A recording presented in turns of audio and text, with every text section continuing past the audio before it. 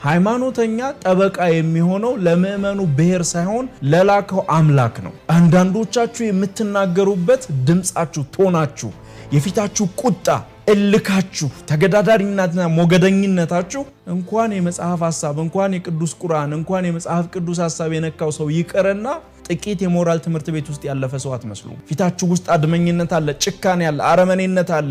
ስለ ትውልድ ግዴለኝም ብሎ የሚያስብ ግዴለሽነት አለ። የሃይማኖት ጠበቃ ነኝ ብሎ የሚያስብ ሰው፣ የሃይማኖት መምህርና መሪ ነኝ ብሎ የሚያስብ ሰው እንዴት የመጀመሪያ ስብከቱ ጥላቻ ይሆናል? እንዴት የመጀመሪያ ስብከቱ የሌላውን ማንቋሸሽ ይሆናል? እንዴት የመጀመሪያ ትምህርቱ ወንድሙን መጥላት ላይ ይጀምራል? እንዴት የመጀመሪያ ድርጊቱ በለው በሚል ሐረግ ውስጥ ላይ የተሰመረበት ይሆናል?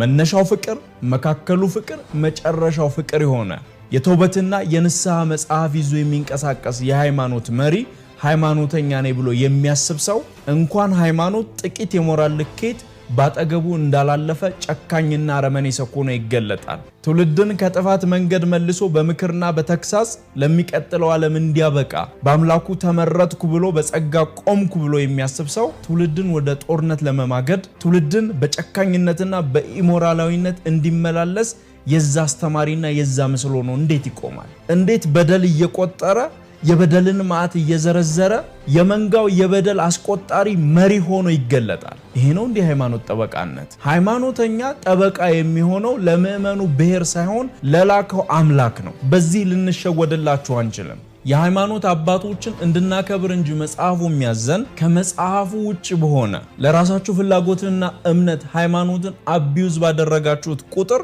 ከናንተ ጋር የምንቆምበት ምንም አይነት መጽሐፍ ቅዱሳዊ የቁርአንም ትእዛዝ የለም። ምንድነው እየተደረገ ያለው እዚህ ሀገር? የጠፋውን ፈላጊ፣ ብስጭት ያለበትን በሰላም የሚሞላ፣ ቁጣን የሚያበርድ፣ ነገን ተመልክቶ የዛሬን ህመሞች አስታርቆ የሚያልፍ አስታራቂ ምስል ነው እንጂ እንዴት የሃይማኖት አባት አንዱ ወንድም በሌላ ወንድሙ ላይ እንዲነሳበት ከነካኝ ዋ አለቀልህ እኔም መንካት ዋጋ ያስከፍላል ብሎ በትዕቢትና በእብሪት ልቡን አሳብጦ ይቆማል?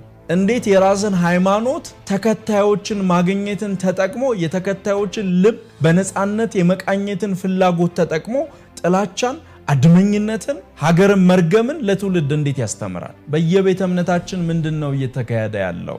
ይሄ ሰካራም የሆነ የሃይማኖት ጠበቃነት ሊቆም ይገባል። እውነተኛ የሃይማኖት ጠበቃ የሃይማኖቱን ትምህርት ያስተምራል፣ እምነቱን ይሰብካል፣ እምነቱ ይጠቅማል ብሎ በሚያስበው በሰላማዊ መንገድ ስብከቱን ለሌላ ወንድሙ ያደርሳል፣ ስለ ሌላ ወንድሙ ይጸልያል፣ ዱዓ ያደርጋል፣ በፈጣሪ መንገድ ይታገላል። ሁሉ ጊዜ መገለጫው የሰላም ሰውነት ነው። በዚህ ልክና በዚህ እምነታችሁ ነው ይህን ትውልድ የምታሻገሩት? ነው የትንሣኤ ሀገር እዚህ ተጀምሮ እዚህ የሚጨረስ ነው? ከሞት በኋላ የሚባል ነገር ቀረ?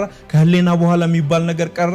ስንተኛ ህሌናችን የሚለን ነገር ፈጽሞ በደብዛዛ ድምጽ ውስጥ እንዲዋጣ አደረግ ነው? ምንድነው እየተደረገ ያለው? አባትነት ከሃይማኖት መላበሻና መገለጫ ልብስ በላይ ማለፍ አለበት። አባትነት ከሽበት ማለፍ አለበት።